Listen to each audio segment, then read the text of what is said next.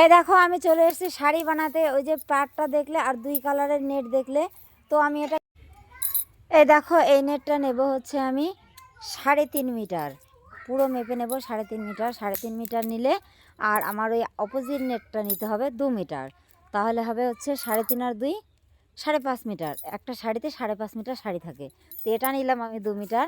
তো নিয়ে নিয়েছি। এই পাশটা সমান করে কেটে নেই, কেন বলো তো, পাড় তো লাগাতে হবে, তো পাড় লাগাতে গেলে বেসমান থাকলে তো হবে না, তাই আমি একটা সাইড সমান করে কেটে নিলাম। এই দেখো সমান করে কাটা হয়ে গেছে। এবার হচ্ছে কি করব বলো তো, দুটো নেট মিলে জোড়া দেব। আর এই জোড়াটা হবে সেম লুঙ্গি সেলাই যেমন হয় ঠিক তেমনই লুঙ্গি সেলাইয়ের মতো হবে। তো দুটো এক সমান ভাঁজ করে তারপরে লুঙ্গি সেলাইয়ের মতো সেলাই দিচ্ছি, দেখো তোমরা। তো পুরো সেলাইটা দেওয়ার পরে লুঙ্গি যেভাবে এক ধারে দিয়ে কাঁচাটা ভেতরে দিয়ে চাপ সেলাই দেয়, ঠিক তেমনই চাপ সেলাই দিয়ে দিচ্ছি আমি, দেখো। তো দুটো পাশই আমার সোজা মনে হবে, তোমরা বুঝতে পারবে না যে কোনটা উল্টো আর কোনটা সোজা, তখনই বুঝতে পারবে যখন আমি পাড়টা লাগাবো। তো এই দেখো আমার সেলাই হয়ে গেছে, যাবো কারণ কি এর আগের দিন রেডি করা হয়নি। তো এখন এটাকে কমপ্লিট করব, কমপ্লিট করে নিয়ে বাড়ি যাব। তো এই দেখো কমপ্লিট করার জন্য আমি পাড়টা নিয়েছি, শার্ট করে নিয়েছি। এবার মাথাটা ভাঁজ করে নিলাম, ভাঁজ করে নিয়ে এবার সেলাই করছি, দেখো। আর কোন সাইডটা সেলাই করছি তোমরা নিশ্চয়ই দেখতে পাচ্ছ। এটা হচ্ছে মানে সাইড একবার পাশের সাইডটা, ওই পাশে পরে সেলাই দিতে হবে। তো আমি সেলাই দিয়ে একদম টান করে বেরোবো, বেরিয়ে আঁচলের ওই পাশটা এটা চেপে ধরে সেলাই করছি, কেন জানো, যাতে বেড়ে না যায়।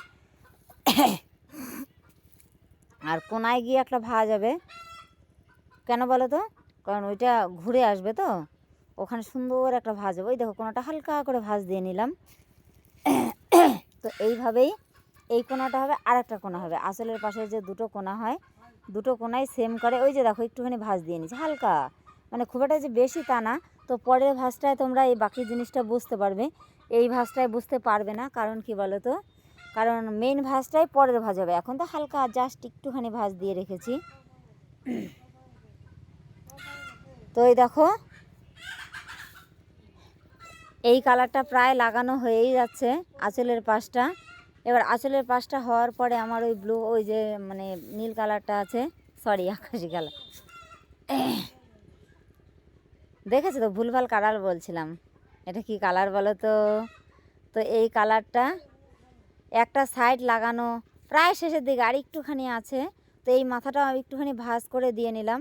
তো আবার টেনে নিয়েছি এই মাথা, এই মাথাটায় আবার গিট মারবো একটু হালকা হালকা গিট মেরে এই পাশটা সেলাই করে নেব, নিয়ে তারপরে এবার আগের মতো সেমভাবে ঘুরিয়ে নেব। ঘুরিয়ে নিয়ে ওই দেখো চেপে ধরে সেলাই করছি। তো ঘুরে আসছি এবার সেম। তো এবার আবার আরেকভাবে সেলাই করতে হবে, কেমন করে বলো তো, এই মাথাটা শার্ট করে ধরে নিতে হবে, যাতে ঢেউ খেলানো না হয়। পাটটা একদম শার্ট করে না হয়ে থাকলে এমনিতে তো নেট আলাদা কাপড় নয়। তো তোমরা বুঝতেই পারছো, তার জন্য আমি 2 হাত একদম পাতিয়ে, এই যে দেখো কোনাটা, যে কোনা আঁচলের যে কোনার ভাঁজটা আমি কি করে করছি, ভালো করে একটু ফলো করবে। কারণ এই ভাঁজটা যদি ভালো না হয় তাহলে শাড়িটা কিন্তু একদম বাজে হয়ে যাবে। তো আমি যেভাবে ভাঁজ করলাম ওই কোনাকুনি বরাবর নিয়ে যাব সেলাইটা, নিয়ে আবার ফেরত নিয়ে আসব, এনে তারপরে আবার সে আগের মতো বরাবর সেলাই দিয়ে যাব। কিন্তু হ্যাঁ, চেপে ধরে নেব, কারণ কি চেপে ধরলে তোমরা বুঝতেই পারো একদম শার্ট হবে, যাতে একটু উঁচু নিচু না হয়।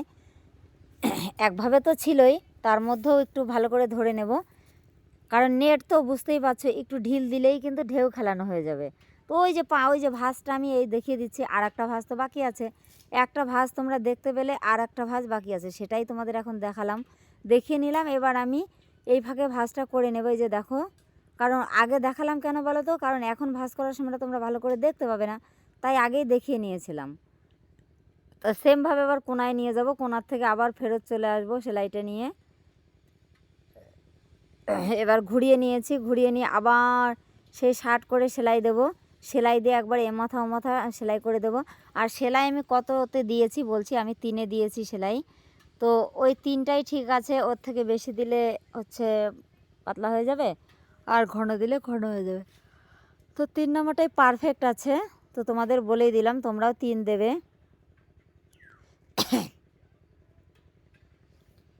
তো এইবার দেখো আমার এক কালার সেলাই হয়ে গেল, আর একটা কালারে পড়ে গেল।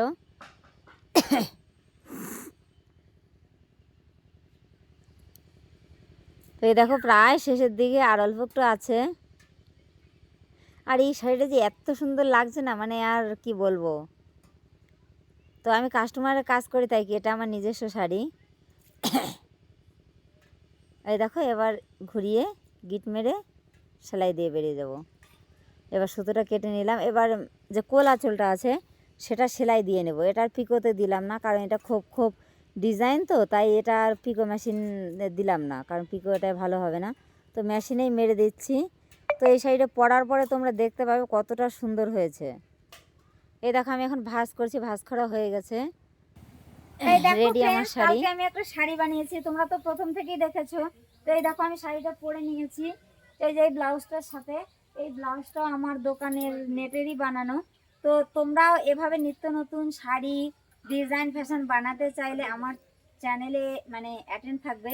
আর আমি এই চ্যানেলে অনেক দিন অ্যাটেন্ড ছিলাম না, কারণ জানোই আমার ফোনটা ভাঙা ছিল। তো ওই ফোনে সেলাই ভিডিও করার মতো পরিস্থিতি ছিল না। তো যাই হোক আমি আবার চলে এসেছি এই চ্যানেলে। তো এই শাড়িটা এই দেখো দুটো নেটের টুকরো, এটা একটা এটা একটা, এটা আছে আমার মানে দুটো মিলে 5.5 মিটার আছে। কোনটা কতটুকু আছে তো আগে বলেই দিয়েছি। তো তোমরা নিজেরাই যদি শাড়ি বানাতে পারো, যে এখন নিত্য নতুন ডিজাইন ফ্যাশন বেরিয়েছে, তো তোমরাও এভাবে মানে সব কিছু একটু মনোযোগ সহকারে দেখবে। যেভাবে আমি এত সহজেই শাড়িটা বানিয়ে ফেললাম, তোমরাও চাইলে সকাল থেকে শুরু করে একটা শাড়ি ব্লাউজ বানিয়ে বিকালবেলা চাইলে বিয়ে বাড়ি চলে যেতে পারো। তো আমি যেমন বানিয়েছি। তো এই চ্যানেলে আমি আবার ফেরত চলে এসেছি, কোনো টেনশন নেই। আবার নিত্য নতুন ডিজাইন ফ্যাশন সব কিছু পেয়ে যাবে। তো আজকের মতো টাটা, বাই বাই।